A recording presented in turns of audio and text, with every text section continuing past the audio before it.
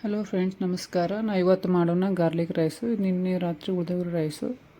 ನೋಡೋದಕ್ಕೆ ಬೇಕಾಗಿರೋದು ಶೇಂಗಾ ಬೀಜ, ಟೊಮೆಟೊ, ಕೊರಿಯಂಡರು, ಕರಿ ಲೀವ್ಸು, ಸಿಟ್ರಿಕ್ ಆ್ಯಸಿಡು, ಸ್ವಲ್ಪ ಶುಗರು, ಸ್ವಲ್ಪ ಸಾಲ್ಟು, ಚಿಲ್ಲಿ ಪೌಡರು, ಮಸಾಲ ಪುಡಿ.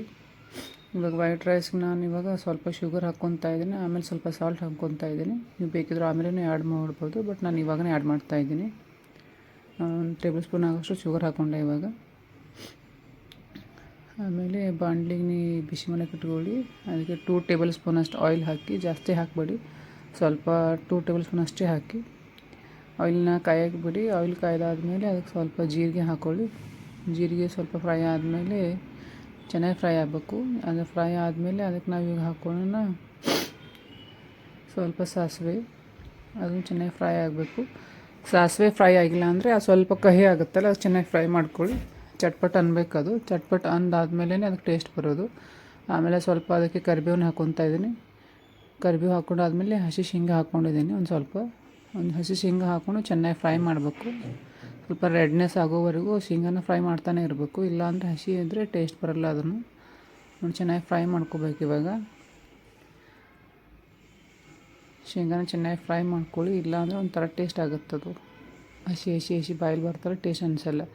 ಫ್ರೈ ಆಗಿದ್ರೆ ತುಂಬ ಚೆನ್ನಾಗಿ ಅನಿಸುತ್ತೆ ತಿನ್ನೋಕ್ಕೆ. ಆಮೇಲೆ ನಾನು ಸ್ವಲ್ಪ ಕಾಜು ಹಾಕ್ಕೊಳ್ಳಿ. ಕಾಜು ಆಪ್ಷನಲ್ಲು, ನೀವು ಬೇಕಿದ್ರೆ ಹಾಕ್ಕೋಬೋದು, ಇಲ್ಲಾಂದರೆ ಬಿಡ್ಬೋದು, ಏನು ತೊಂದರೆ ಇಲ್ಲ. ಆಮೇಲೆ ಸ್ವಲ್ಪ ಇದಕ್ಕೆ ನಾನು ಬೆಳ್ಳುಳ್ಳಿ ಹಾಕ್ಕೊಂಡೆ. ಬೆಳ್ಳುಳ್ಳಿನ ನೀವು ಕಟ್ ಮಾಡಿನ ಹಾಕ್ಕೋಬೋದು, ಇಲ್ಲ ಅಂದರೆ ಅದನ್ನು ಜಜ್ಜಿ ಹಾಕ್ಕೋಬೋದು. ಬಟ್ ನಂಗೆ ಜಾಸ್ತಿ ಜಜ್ಜಿ ಹಾಕಿದರೆ ಚೆನ್ನಾಗಿ ಅನಿಸುತ್ತೆ, ಅದಕ್ಕೆ ಜಜ್ಜಿ ಹಾಕ್ಕೋತೀನಿ. ಇದೆಲ್ಲ ಆದಮೇಲೆ ಸ್ವಲ್ಪ ಲಾಸ್ಟಿಗೆ ನೀವೇನು ಹಾಕ್ಕೊಳ್ಳಿ, ಇವಾಗ ಕಟ್ ಮಾಡಿಟ್ರು ಟೊಮೆಟೊನ ಹಾಕ್ಕೊಳ್ಳಿ. ಟೊಮೆಟೊ ಹಾಕ್ಕೊಂಡಾದ್ಮೇಲೆ ಅದನ್ನು ಸ್ವಲ್ಪ ಚೆನ್ನಾಗಿ ಬೇಯಿಸ್ಕೋಬೇಕು. ಟೊಮೆಟೊ ಫುಲ್ ಚೆನ್ನಾಗಿ ಬೇಯಬೇಕು, ಇಲ್ಲಾಂದರೆ ಹಸಿ ಆಗುತ್ತೆ. ಚೆನ್ನಾಗಿ ಫ್ರೈ ಮಾಡಿ. ನಿಮ್ಗೆ ಹಸಿ ಅನ್ನಿಸ್ತಿದ್ರೆ ಏನು ಮಾಡಿ ಅಂದರೆ ಇದಕ್ಕೆ ಸ್ವಲ್ಪ ನೀವು ಏನು ಮಾಡಿ ಅಂದರೆ ಇವಾಗ ಇದಕ್ಕೆ ಉಪ್ಪನ್ನು ಆ್ಯಡ್ ಮಾಡಿ, ಸ್ವಲ್ಪ ಆ್ಯಡ್ ಮಾಡಿ. ಯಾಕಂದರೆ ನಾವು ರೈಸಲ್ಲಿ ಮೊದಲಿಗೆ ಹಾಕ್ಕೊಂಡಿದ್ದೀವಲ್ಲ, ಇದಕ್ಕೆ ಸ್ವಲ್ಪನೇ ಹಾಕಿ, ಇಲ್ಲಾಂದರೆ ಎರಡು ಸೇರಿಕೊಂಡು ಜಾಸ್ತಿ ಆಗುತ್ತೆ ಸಾಲ್ಟು. ಉಪ್ಪು ಹಾಕಿದ್ಮೇಲೆ ಟೊಮೆಟೊನ ಚೆನ್ನಾಗಿ ಫ್ರೈ ಮಾಡ್ಕೊಳ್ಳಿ. ಟೊಮೆಟೊ ಫ್ರೈ ಆಗಿದೆ ಅಂತ ಅನಿಸಿದ್ರೆ ಅದಕ್ಕೆ ನೀವೇನು ಮಾಡಿ, ಇವಾಗ ನೀವು ತೊಗೊಂಡ್ರೋ ಮಸಾಲೆ ಅಂದರೆ ಜಾಸ್ತಿ ಮಸಾಲೆ ಏನಿಲ್ಲ, ಚಿಲ್ಲಿ ಪೌಡ್ರು ಪ್ಲಸ್ ಮನೇಲಿ ಮಾಡಿರೋ ಮಸಾಲ ಖಾರ ಅಂತೀವಿ ನಾವು ಈ ಕಡೆ ಎಲ್ಲ, ಅದನ್ನು ಹಾಕ್ಕೊಳ್ಳಿ.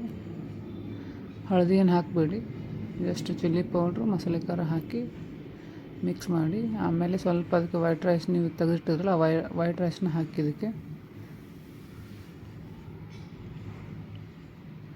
ನೀವು ಉಳಿದೋಗಿರೋ ವೈಟ್ ರೈಸಿಂದ ಬರೀ ರೈಸೇ ಮಾಡ್ಬೇಕಂತೇನಿಲ್ಲ. ಫ್ರೈಡ್ ರೈಸ್ ಮಾಡ್ಬೋದು, ಜೀರಾ ರೈಸ್ ಮಾಡ್ಬೋದು, ಇಲ್ಲಾಂದರೆ ಇವಾಗ ನಾವು ಮಾಡ್ತಿರೋ ಗಾರ್ಲಿಕ್ ರೈಸ್ ಮಾಡ್ಬೋದು. ಇದು ಬೇಡ ಅಂದರೆ ನೀವು ಇದಕ್ಕೆ ದೋಸೆನ ಮಾಡ್ಬೋದು, ಇಡ್ಲಿ ಮಾಡ್ಬೋದು, ಪರೋಟ ಮಾಡ್ಬೋದು, ಬೋಂಡ ಮಾಡ್ಬೋದು. ಬಟ್ ನಂಗೆ ಜಾಸ್ತಿ ಲೈಕ್ ಆಗೋದು ಗಾರ್ಲಿಕ್ ರೈಸ್, ಅದಕ್ಕೆ ನಾನು ಇದನ್ನೇ ಮಾಡೋದು ಜಾಸ್ತಿ. ಉಳಿದೋದ್ರೆ ರೈಸು ನೋಡಿ. ಇವಾಗ ನಾನೇನು ಮಾಡ್ತಾಯಿದ್ದೀನಿ, ಅದಕ್ಕೆ ಸ್ವಲ್ಪ ಸಿಟ್ರಿಕ್ ಆ್ಯಸಿಡ್ ಹಾಕ್ತಾಯಿದ್ದೀನಿ. ಜಾಸ್ತಿ ಹಾಕೋಕ್ಕೆ ಹೋಗಬೇಡಿ, ಹುಳಿ ಜಾಸ್ತಿ ಆಗುತ್ತೆ. ಸ್ವಲ್ಪ ಸಿಟ್ರಿಕ್ ಆ್ಯಸಿಡ್ ಹಾಕಿ ರೈಸ್ನ ಚೆನ್ನಾಗಿ ಮಿಕ್ಸ್ ಮಾಡ್ಕೊಳ್ಳಿ. ನಿಮ್ಮ ಹತ್ರ ಲಿಂಬೆಹಣ್ಣು ಇದ್ದರೆ ಲಿಂಬೆಹಣ್ಣನ್ನು ಹಾಕ್ಕೊಬೋದು, ಬಟ್ ನನಗೆ ಸಿಟ್ರಿಕ್ ಆ್ಯಸಿಡ್ ಟೇಸ್ಟ್ ಚೆನ್ನಾಗಿ ಬರುತ್ತಲ್ಲ, ಅದಕ್ಕೆ ಇದನ್ನು ಹಾಕ್ಕೊತೀನಿ. ಓಕೆ ನೋಡಿ, ಇವಾಗ ಚೆನ್ನಾಗಿ ಮಿಕ್ಸ್ ಮಾಡ್ಕೊಳ್ಳಿ. ಚೆನ್ನಾಗಿ ಮಿಕ್ಸ್ ಆದಮೇಲೆ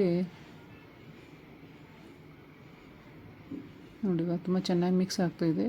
ಫುಲ್ ರೆಡ್ ಅಂತ ಕಾಣ್ತಿದೆ, ನೋಡೋಕ್ಕೆ ತುಂಬ ಚೆನ್ನಾಗಿ ಕಾಣ್ತಿದೆ. ನೋಡಿ, ಸರಿಯಾಗಿ ಮಿಕ್ಸ್ ಮಾಡ್ಕೊಳ್ಳಿ. ಈ ರೈಸದು ಎಲ್ರಿಗೂ ಇಷ್ಟ ಆಗುತ್ತೆ, ದೊಡ್ಡವ್ರಿಗೂ ಚಿಕ್ಕವ್ರಿಗೂ ಸಣ್ಣವ್ರಿಗೂ ಎಲ್ಲರಿಗೂ ಇಷ್ಟ ಆಗುತ್ತೆ. ನೀವು ಬೇಕಿದ್ರೆ ಈ ರೈಸ್ನ ಸ್ವಲ್ಪ ಮೊಸರು ಜೊತೆಗೂ ಚಟ್ನಿ ಜೊತೆಗೂ ತಿನ್ಬೋದು.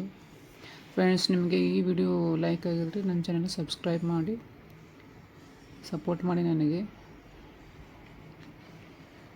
ಓಕೆ ಫ್ರೆಂಡ್ಸ್, ಇವಾಗ ರೆಡಿ ಆಯಿತು. ಇದನ್ನು ಒಂದು ಪ್ಲೇಟಿಗೆ ಹಾಕೊಳ್ಳೋಣ, ಸರ್ವ್ ಮಾಡೋಣ. ಪ್ಲೇಟಿಗೆ ಹಾಕ್ಕೊಂಡು ನೋಡಿ, ಪ್ಲೇಟಿಗೆ ಹಾಕೈತೆ ಎಷ್ಟು ಚೆನ್ನಾಗಿ ಕಾಣ್ತಿದೆ. ಓಕೆ, ನೀವು ಮಾಡಿ ಈ ಥರದ ರೈಸ್ನ ನೋಡಿ, ಎಷ್ಟು ಲುಕ್